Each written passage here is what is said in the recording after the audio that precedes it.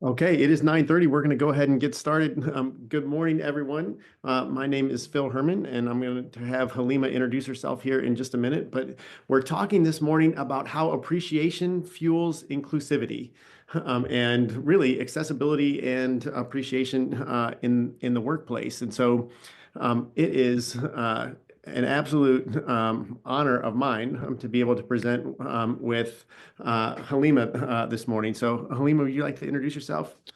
Yeah, thank you so much, Phil. I'm Halima. I work for AbilityLinks. I'm a client success manager for them.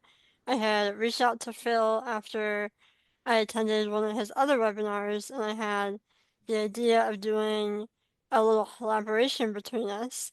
So that's how this came to be, and I'm so happy to be speaking with him today. This is a real full circle moment. So yeah, I hope everybody learns something and takes a little something away from today. Yeah, and so for those of you that don't know me or don't know us at the Impact Group, we do strategic planning, we do communications for schools and boards of DD and providers and cities and villages around the state of Ohio and some outside of Ohio, and a lot of culture development as well. I've been with the Impact Group coming up on 4 years now, and my entire career until that point was in public education. I was a teacher and a coach and a principal and a director of human resources and assistant superintendent, and for 11 years, superintendent. And so when Halima says full circle moment, this is an honor for me because Halima was one of the students in the school district where I was superintendent. And so for me to be able to present with her, to be able to work with her in her professional role now, it's an honor to have known her as a student and then get to see the impact that she's having today. It's wonderful. Tom Speaks we were hoping he would be on here. He's the founding partner at the Impact Group. He's also co-author of the book Appreciology with me, and Dr. Greg LaForme is the third author there. But Tom has been hit by whatever type of flu bug or thing that's going around, and so unfortunately could not join us here today. But we are going to go ahead and jump right into it, and let's get into why this work matters. Halima, you want to kick us off? Yeah, let's jump right into it. Why this matters is because inclusion doesn't happen through policy alone. Little intentional actions add up to a bigger picture. For example, I've had colleagues get to an event significantly before I did just to make sure it was accessible for me. And ultimately, that made me feel valued and that it was important to them that I was there. Even though that's a small action, it made a big impact on the relationship I had with them. And that just goes to show accessibility doesn't work without appreciation. Appreciation creates belonging, and belonging is what makes inclusion sustainable. Yeah, and I think this is that third bullet point that Halima was talking about there, that appreciation creates belonging, is such an important concept. And thinking about what is appreciation, we like to define appreciation as recognizing what we have instead of what we lack. And so many times in life, as leaders and organizations, we go through the organization, we go through our days identifying problems or being handed problems and being asked to solve them.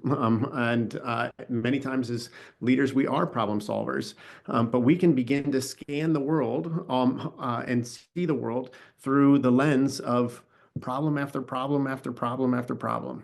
And that can be a challenge because, in all reality, the world is also filled with amazing experiences and incredible people and fantastic accomplishments. But if we're scanning the world for problems, that's the way our brains are trained.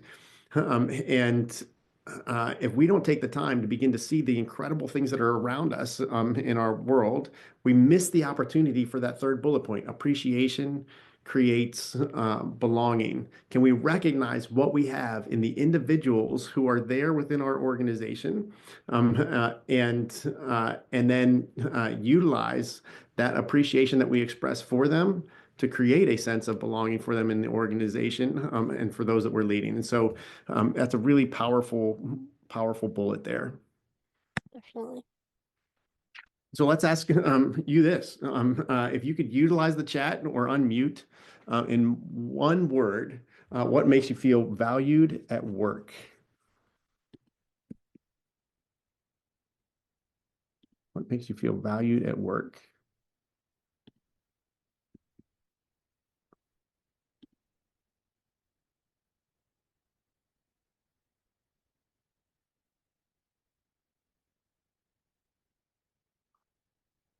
Thank you, Derek, for getting us started. Yeah. Recognition.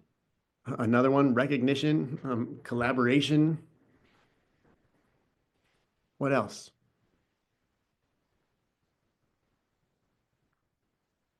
Another collaboration, respect, gratitude, autonomy. But that's a powerful concept. Autonomy, Mm-hmm. the ability to make our own decisions.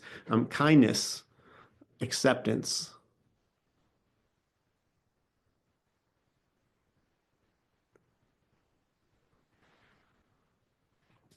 So yeah, when we think of those words, that's what makes us feel valued at work. And as we go through today and we think about uh, accessibility and appreciation, how are our actions um, demonstrating those components to others? How are we demonstrating collaboration about what accessibility means? How are we establishing recognition? How are we showing respect? How are we demonstrating gratitude? Where are we giving autonomy? I would encourage you to think about some of those words that make you feel valued, and how are we as leaders demonstrating that to others?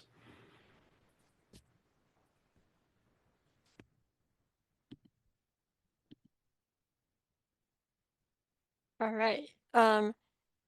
So accessibility is more than just accommodations. Without appreciation, it can really start to feel transactional. And what I mean by that is people can start to take the human out of it, and it's just kind of like people getting their job done. And from my own experience, and for those of you who don't know, AbilityLinks is an inclusive job board for veterans and people with disabilities. So we get to hear a lot from job seekers. And from what we hear from them is when people don't feel trusted or valued, they often hesitate to ask for what they need, worry about being a burden, or fear being seen as less capable. And I know as someone with a disability, I can testify to these things that this is something that really does happen. So it's really important that we are showing our appreciation and showing that we care for these people and then we're not just doing a job. Um, but appreciation changes that experience by building trust, respect, and psychological safety. When people feel genuinely valued, they're more comfortable speaking up, collaborating, and fully contributing. So ultimately, you're going to have a stronger team when you show that your employees are valued. So this is why accessibility works best when it is paired with appreciation. And Yeah, yeah. Thanks, Halima. As we yeah, think about what you're describing here, and that last bullet point gets into the importance of reinforcing trust and psychological safety. And we often give presentations on high functioning teams, and there was a study done by Google called Project Aristotle, where they looked at all the highest functioning teams across all sorts of industries. And the teams that uh, outperformed or stood out across every industry, the only common factor that they could find amongst all those teams across all different industries of the standout highest performing teams was that of psychological safety. They trusted one another. They were comfortable making something important to them vulnerable to the actions of someone else. Um, so, um, and so you're hitting on such an important concept there of how can we create psychological safety within a workplace in order to be able to have conversations about what type of accommodations are most necessary and most meaningful and most helpful. And we're going to talk more about that as we go forward.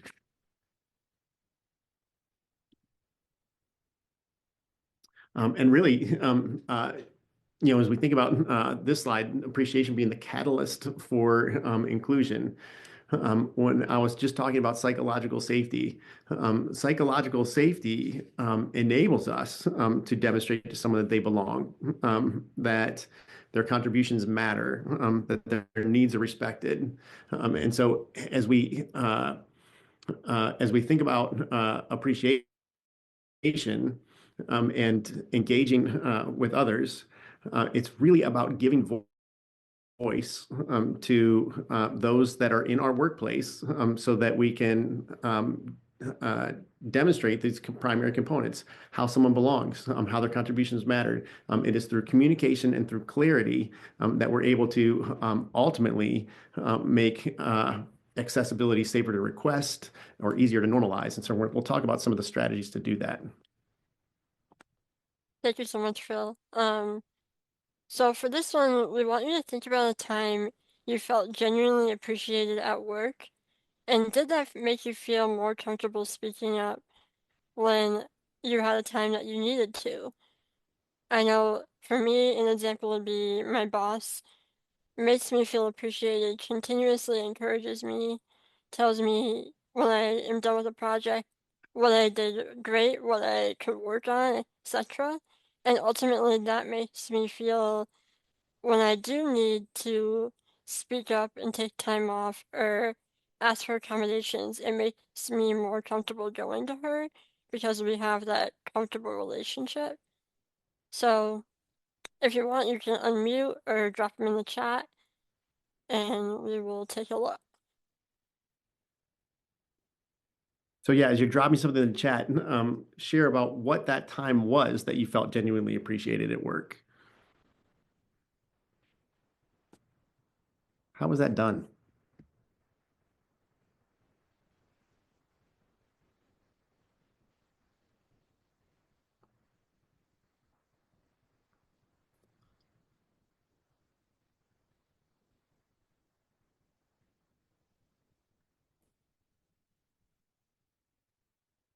I got a cake on my last day I in at a bar.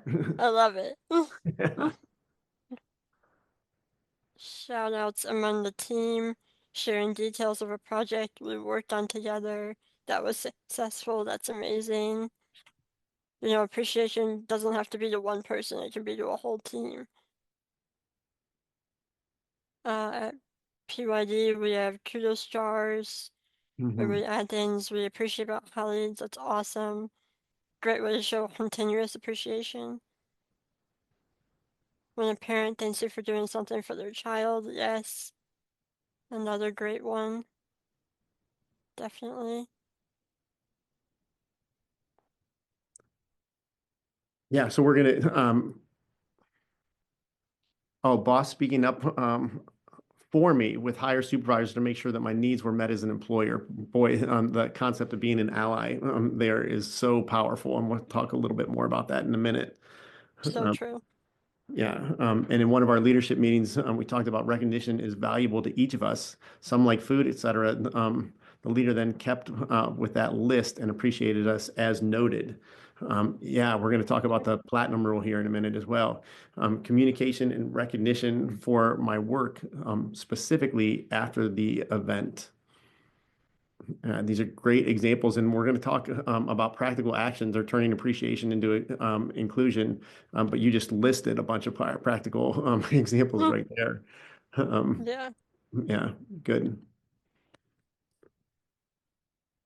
Alright, so now we're gonna get into some of these things of how we can take action into making our workplace better. So people with disabilities are people first. So what does that look like? It looks like using people first language. So instead of saying the disabled girl, Halima, you would say Halima, the woman in a wheelchair, or something like that. So it's person first. And we recognize too sometimes able-bodied people are hesitant to approach disabled people because they don't want to be offensive. Ultimately, their intention is to be an ally, of course. The first step to do that is to start the conversation. Even when it might be awkward, learn from that awkwardness. Embrace it, because that's how we make the first step towards inclusion and making an accessible and appreciative workplace. Ultimately, everyone wants to feel appreciated, respected, and recognized in the same way as their peers. Accessibility should support participation and contribution, not define how someone is perceived. So ultimately, we want to support people, and we're gonna kind of get on the next slide as well about how we should ask people what their needs are, not assume. So I'll let Phil get into that as well. Yeah, and even before we go there, uh, Halima, what you're talking about, person first, that's really listen for that theme as we continue through the rest of these slides. That is such a powerful concept. And then, secondly, you touched on sometimes the fear of being offensive, and why sometimes we're not better allies, because it's not out of bad intention, but it's actually a good of intention, of not wanting to offend someone. But sometimes not wanting to offend hold us back from having necessary conversations and asking about accessibility or accommodations that could help, in because we are afraid we might say something wrong. Um, uh, I know that we have a lot of professionals that work in this space every day on this webinar, and I'm fearful that I'll say something wrong on this webinar, and but it's okay. Our good intentions, through communication, can supersede the challenges that come with maybe saying something wrong. And we might learn a lesson and open our minds by having good communication with one another about accessibility and about the way people like to be appreciated. And something just to add really fast too. I know a lot of disabled people, like, uh, I'm speaking for myself mostly. If someone says something that's offensive, I will correct them, and it's not really a bad thing. Like, I'm not correcting you to make you feel bad. I'm correcting you so you can learn for the future. So take those lessons and make it so you know better for the future. Don't feel bad or feel guilty. That's not why people do that. It's just because it's a lesson. We have to learn from our mistakes. So, how are some ways that we can turn appreciation into inclusion? And so, first and foremost, leading with appreciation before problem solving. How that could look. It could look like saying a statement like, I really value the perspective you bring to this team. And I want to make sure that you have what you need to do your best work. Again, that's putting that person first, and then talking about how we contribute. I mean, how we do our best work. Again, that sub bullet, just what Helene was saying before, people with disabilities are people first, and can be appreciated the same way. Um, uh, and Halima, we were talking about this before. Um, uh, we were talking about the concept of opening the door for conversation and just asking someone what would work best for you. And you shared an example about well-intentioned people kind of grabbing wheelchairs. You want to talk about that? Yeah, I'd love to. Can you hear me, Phil? We can. You Okay, disappeared good. there for a second, but you're back. Yeah, I don't know what happened. It literally like crashed. But just to get into that, um I always prefer people to ask, not assume needs. And I think a lot of disabled people do feel this way. For example, I have some friends in manual wheelchairs, and people will literally go up to them and start pushing their wheelchair. And they don't ask, hey, do you need help? Or, hey, can I assist you in any way? They just start pushing. They assume, oh, she's struggling and needs my help. But they don't. They're perfectly fine. And starting to push someone without asking is like picking someone up and moving them. And that's not what people do. Like, no one would like that. And so I always say, ask, don't assume, just because everybody has different needs and you won't know what those are until you ask. When we were talking about that earlier this week, and you shared that analogy, it's the equivalent of someone picking you up and just moving you somewhere else. I thought that was so powerful, I just appreciate that example that you share with us. And For so, sure. uh, the importance of normalizing the question of what would work best for you. That's just a good question to have in any of our organizations. It's certainly when we're talking about accessibility is a very powerful question. Some of you have heard us talk in the past about the platinum rule. So, what's the golden rule? Treat others as we would like to be treated. The platinum rule is treat others as they would like to be treated. And that's a powerful shift. It moves the focus or the center away from us as individuals, and that we might know how others might want to be treated because we're viewing it through the lens of how we would like to be treated.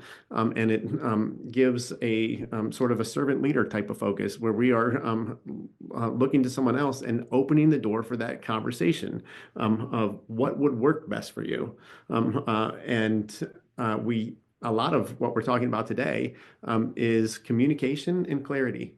Mm-hmm. Are we able to communicate with one another and then be clear on what we mean when we start talking about some of those accommodations? But certainly, we want to recognize as an organization that accessibility accommodations are a strength. We want to celebrate those as and again normalize that conversation.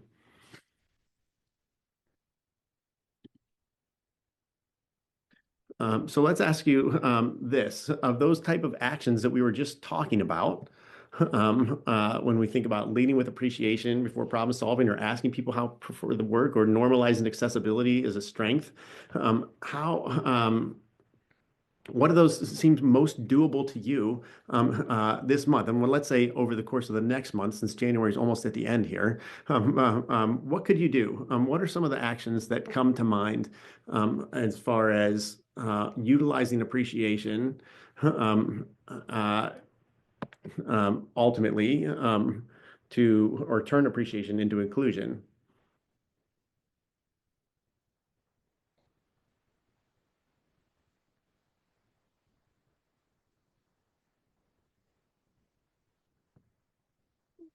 And again, utilize that chat or go ahead and unmute. Halima, I have a question. Yeah, I love the platinum role, treat others as they want to be treated. We in our role, my role as a chief talent officer for a school, sometimes I do employ veterans, and yeah, sometimes they don't have physical disabilities, but they may have maybe a mental disability when it comes to anxiety or PTSD. of Do course. you have any suggestions on trying to meet them where they are without making them feel uncomfortable or not wanting the help? Is there any strategies that you could share with us when you have veterans that maybe don't want to disclose anxiety or PTSD, but to an employer how they can help start that conversation, or just ask if how we can make our workplace best for them, uh, knowing their previous experience as, maybe even a combat veteran that's had, some experiences with loud noises or things that could cause or trigger them in a workplace. Definitely. Yeah, I think that that's a great question. Thank you for asking. And I I see that all the time. I meet with veterans that are searching for work, and the number one most question I get is, should I disclose my disability? And ultimately, you are not required to disclose it.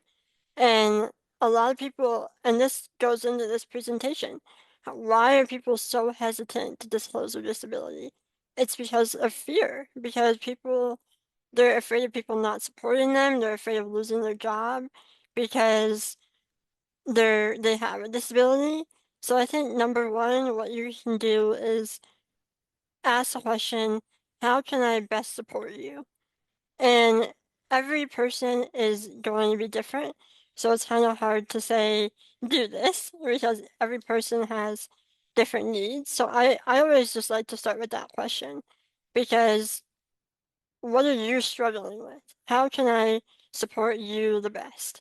And even though they're like looking for a job and they're supposed to be helping you and they're the employee, it's also your job as an employer to make them feel comfortable in their workplace.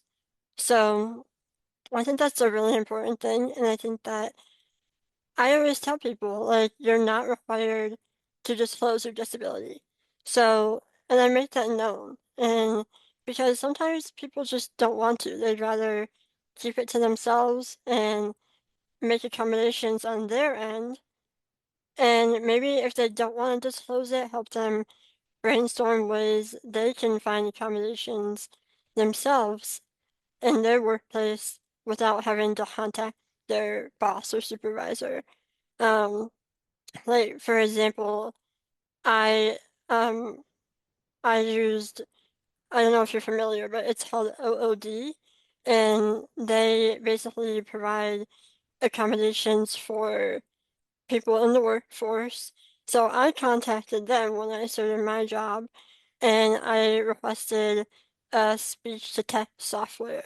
So I don't have to type all day long and tire myself out. And I didn't have to contact my boss either. I can just contact the person that is there to help make my disability less strenuous on my day to day. So there's also other resources, so I'd encourage them to use those if they don't want to disclose their disability. But those are just some of my thoughts on that. I hope that helps.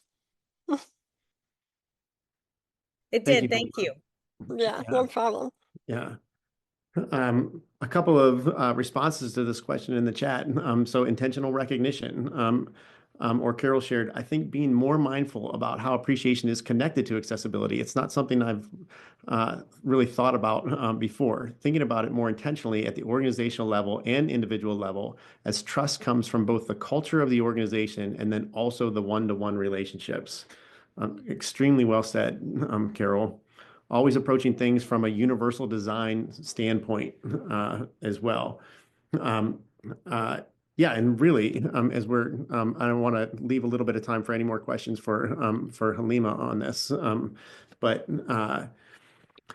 as we think about this, and we've been using kind of appreciation and recognition a little bit interchangeably. Um, uh, Recognition usually recognizes the what, individuals' performance, their team contributions, and it's important. It is important for us to recognize individuals.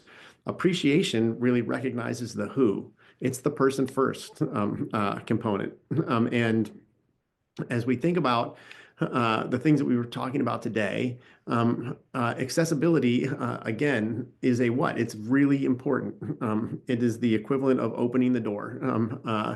But appreciation, on top of that, enables a sense of belonging. And ways to do that are to, again, recognize the person first, and then to engage in that communication and clarity about ways that they want to be recognized and or appreciated. Some of us want to be recognized or appreciated platinum role in public. Some of us would just like to have a private conversation. Some of us want a lot of specifics about what it is that you value about me or my work.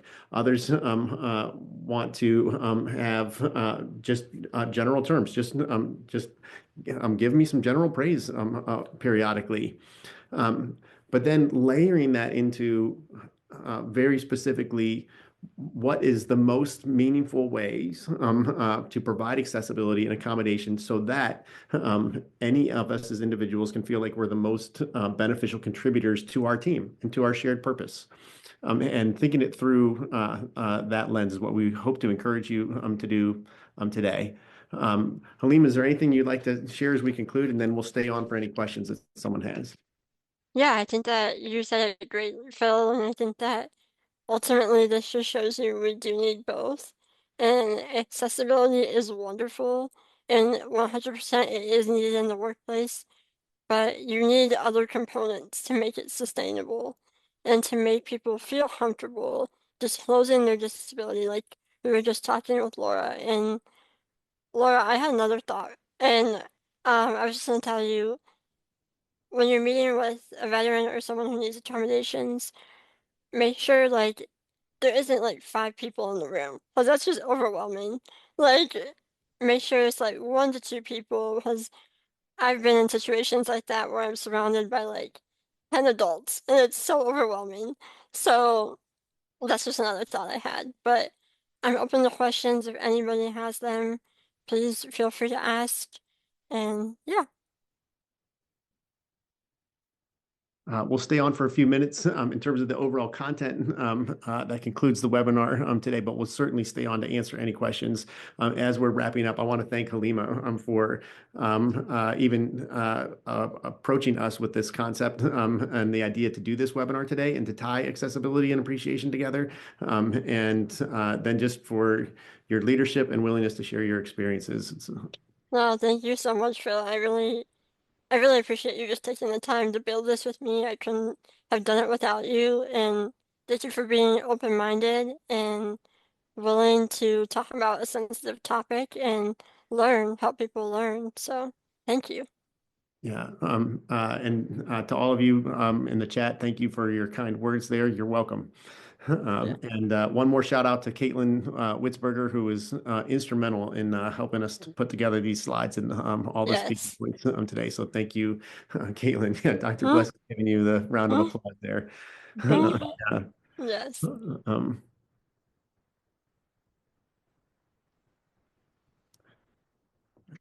great. Thanks for tuning in, everyone. Have a Thank you, great day. guys.